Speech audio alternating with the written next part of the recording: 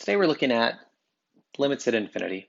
So graphed I have the function 1 over x, and let's just talk about, first of all, the horizontal asymptote. So that is right here. And if I were to ask you that, you'd say, hopefully, y equals 0.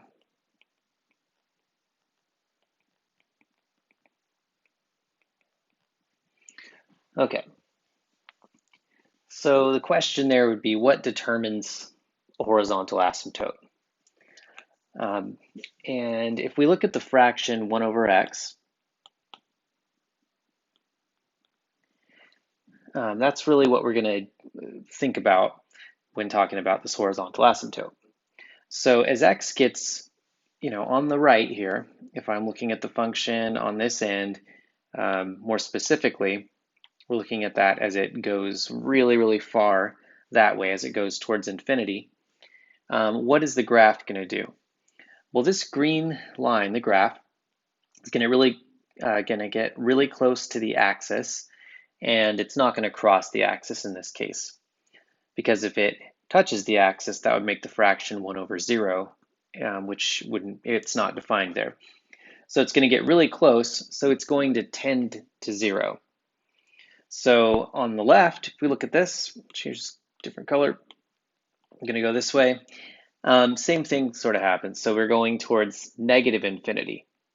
And as we go towards negative infinity, the x values are going to get really, really large in the negative direction, which means the overall fraction, 1 over x, would tend to 0. So if you have a fraction 1 over negative 10 trillion, that's really close to 0. In fact, it's so close to 0 we can just say it's pretty much 0. So the way that you would look at these is this. This is the way that horizontal asymptotes are found. You would take your function, and you're going to take a left and right limit as x goes towards infinity. So the value as x gets infinitely large of 1 over x is going to be 0. And then we have to do the same thing on the left. So we're going to head towards negative infinity. And that would similarly be 0. So to sum up the entire lesson, this is how horizontal asymptotes are found. You're going to take the limit as x goes to infinity and the limit as x goes to negative infinity of a function to find horizontal asymptotes.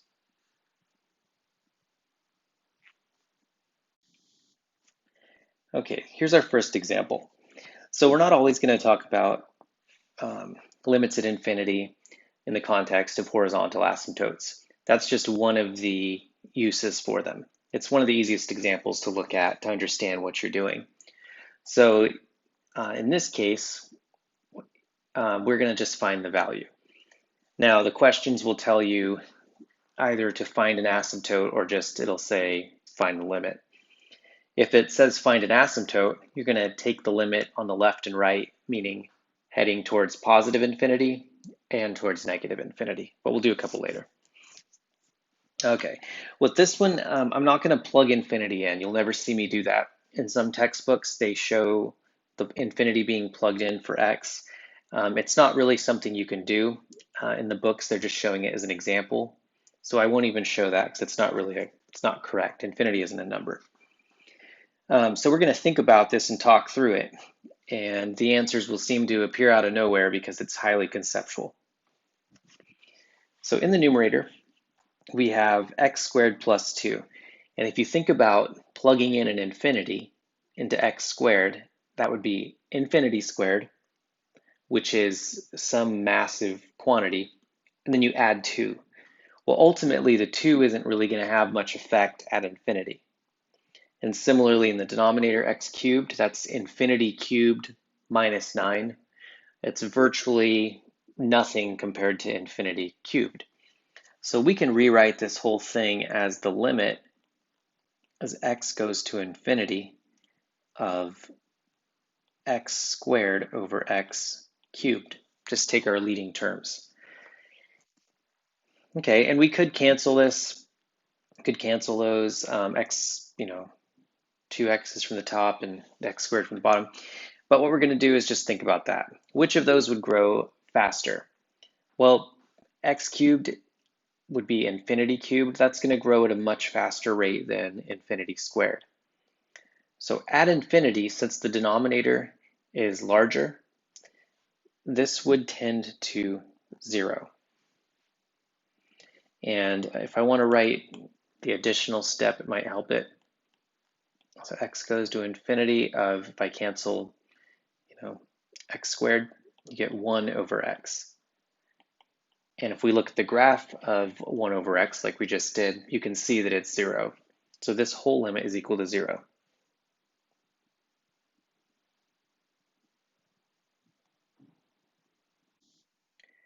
Okay, here's our next example. So what I'm going to do first is rewrite this.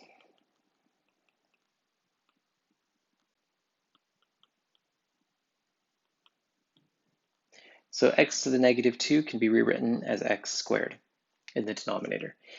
So let's first look at that 4 over x squared. So if you think about our limit laws, we can take this limit as x goes to negative infinity, and we can apply it to that and that second part independently of one another.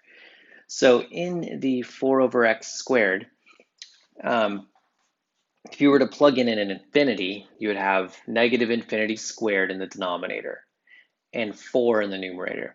So you have this really tiny number over an incredibly massive number.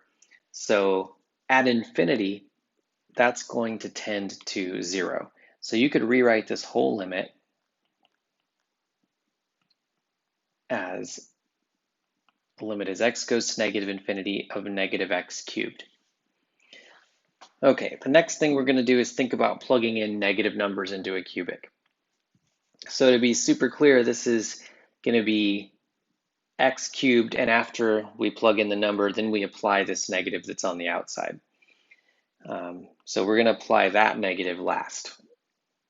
So if I plug a negative number into x cubed, it would go like this: negative times negative times negative. So a negative number in a cubic is going to come out negative. And then we're going to apply the negative on the outside of the cubic. So you would really be looking at a negative times a negative. And since we're plugging in a negative infinity, it's the same thing, because it's just a negative number cubed times the negative on the outside. So this would come out to be a positive infinity. So here's our next example. So this one is actually fairly tricky. So it's not obvious what's going on. I can't think about this function in terms of infinity yet, because it's just not clear. So this is what you have to do in this case. So just keep in mind, most of this stuff is just algebraic manipulations. It's not calculus. So in the numerator, what I want to do under that radical, since limits are a lot clearer when you have your variable in the denominator, I'm going to try to create that. So in the numerator, I'm going to factor out the x squared. And I'm factoring out the leading term, basically. So I would be left with a 1 plus 2x over x squared plus 1 over x squared. So just remember that factoring is dividing. In the denominator, I'm going to do the same thing. I'm going to divide by my leading term, which is x. So if I factor out an x, I would get 4 over x plus 1.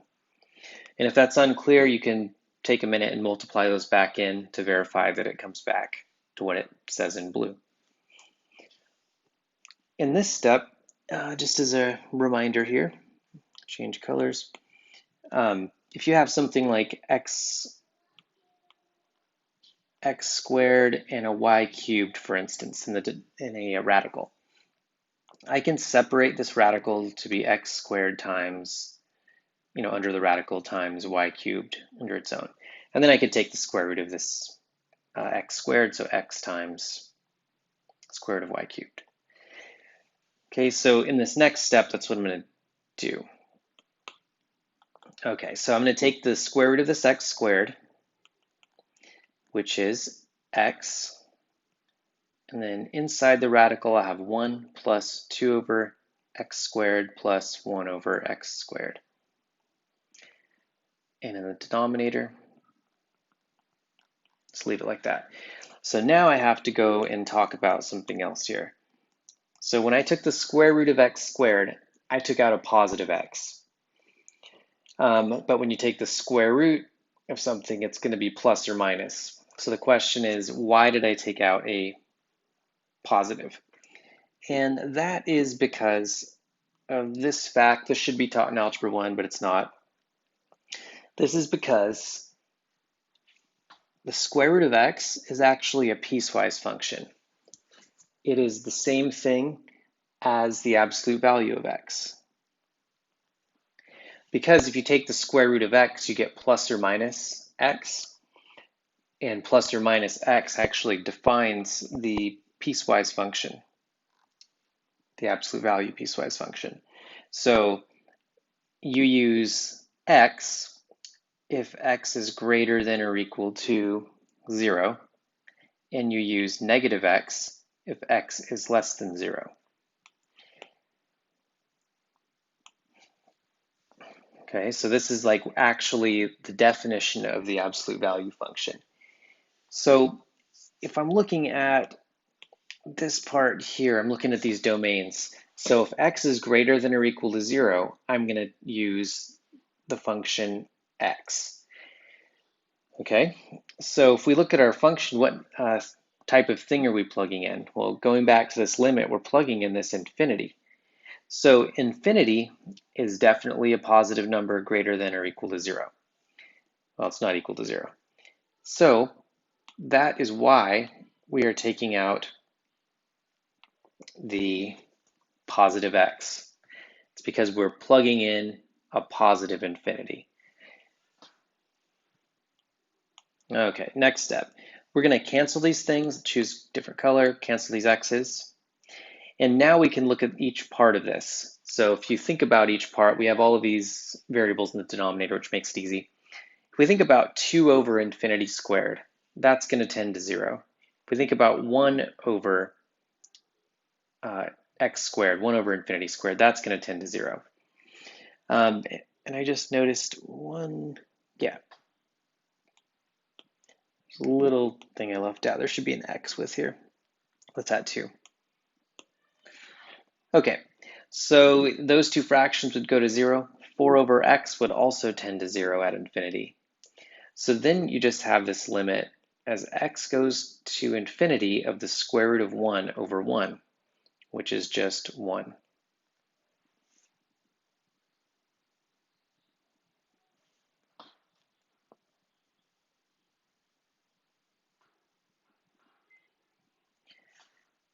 Okay, so let's look at this one.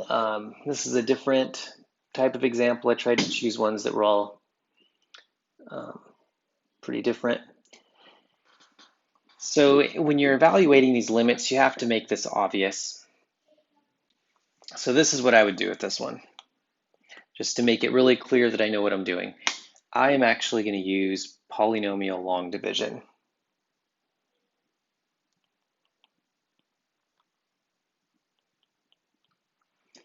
Okay, so I'm not sure if you remember how to do this, but I take my first term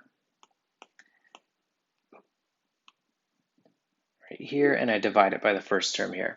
So 3x squared divided by x is 3x. And then I multiply that back through. So 3x times x is 3x squared. And 3x times negative 2 is negative 6x. And then what I got to do is flip my signs.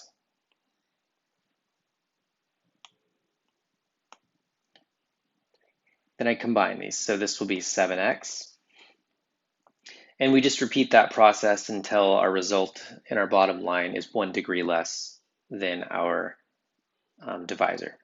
So 7x divided by x, so we're taking 7x divided by this x again, is going to be 7, and then we multiply everything through again.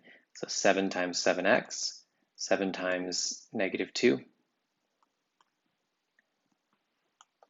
Flip our signs and get that. Okay, so this limit can be rewritten as the limit as x goes to infinity of 3x plus 7 plus our remainder over our divisor. So now if we look at this and think about infinity, well, this fraction at infinity is going to tend to 0, so we don't really need to worry about that. So this will be the limit as x goes to infinity of 3x plus 7. So we're going to have 3 times infinity plus 7. That is going to tend to infinity.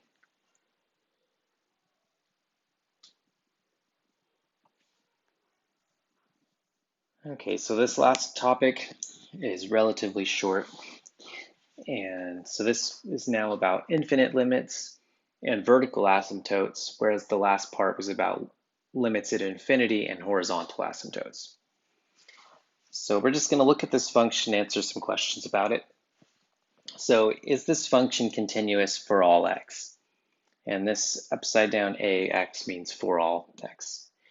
So we have this denominator. So at x equals 1, we have a discontinuity. So this is discontinuous. Let's say at x equals 1, f of x is discontinuous. So what type of discontinuity? Is it removable? Well, if we can factor this function, we would get x minus 2 times x minus 2 divided by x minus 1. So can we cancel it out? No. So this is a discontinuity, but it's not removable.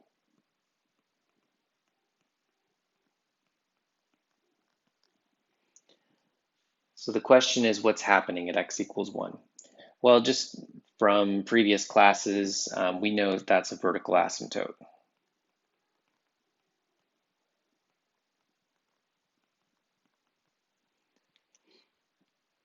Now what we want to do is look at the behavior near the asymptote.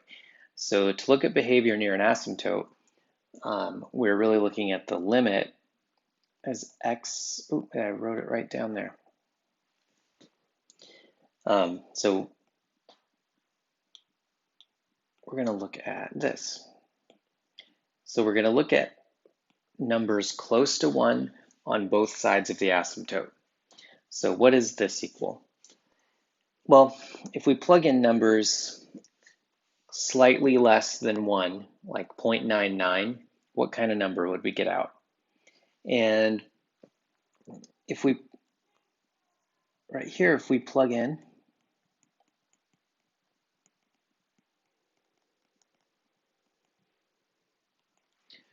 so if we plug in values where x is less than 1, we will get negative values out.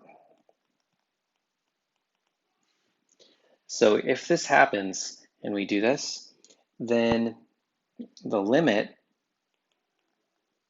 if you plug in numbers close to 1 from the negative side of this function f of x, if they come out negative, we say that is heading towards negative infinity. Because it's a vertical asymptote, it's either shooting off to infinity or negative infinity. So all of the infinite limit problems will be positive infinity or negative infinity. Okay, so if we look at the same thing from the positive side, I'm going to duplicate that. Okay. So I'm going to change that to x is greater than 1. So if we plug in like 1.01, well, you could see that this would be negative, this would be negative. So you'd have a numerator in the you'd have a positive number in the numerator, and you would have a positive number in the denominator. So that's if we plugged in x equals 1.01. So that would be a positive in the numerator, positive in the denominator. So this limit would be equal to positive infinity because we're getting positive numbers. So if you really did want to check that, I suggest graphing that function. I can't remember exactly what that function looks like, but I can guarantee that that's what the behavior near the asymptotes is. Okay, we want to look at another one of these. So the questions are always the same. Is it continuous? And the answer for this one is no. Let's just change that to not at x equals -1. So we have a discontinuity. So is it removable? Well, let's factor f of x. So we would have x minus 1 times x plus 1 divided by x plus 1. So these can cancel. So we are left with x minus 1. It's a removable discontinuity. So this is not an asymptote. So the point of showing this problem is to show that just because something zeroes out the denominator doesn't mean that it's a vertical asymptote. You might be able to cancel it out.